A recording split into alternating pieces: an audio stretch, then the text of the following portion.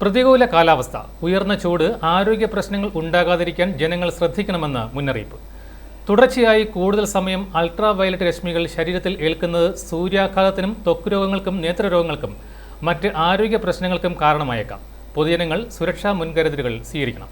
പകൽ 10 മണി മുതൽ 3 മണി വരെ സമയങ്ങളിലാണ് ഉയർന്ന അൾട്രാവയലറ്റ് സൂചിക രേഖപ്പെടുത്തുന്നത്. അതിനാൽ ആ സമയങ്ങളിൽ കൂടുതൽ നേരം ശരീരത്തിൽ നേരിട്ട് സൂര്യപ്രകാശം ഏൽക്കുന്നത് പരമാവധി ഒഴിവാക്കുക.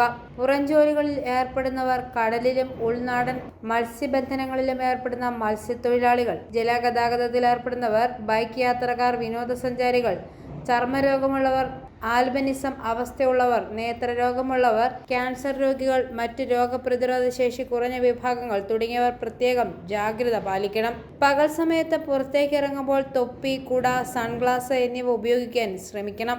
ശരീരം മുഴുവൻ മറയുന്ന കോട്ടൺ വസ്ത്രങ്ങൾ ഉപയോഗിക്കുന്നതായിരിക്കും ഉചിതം.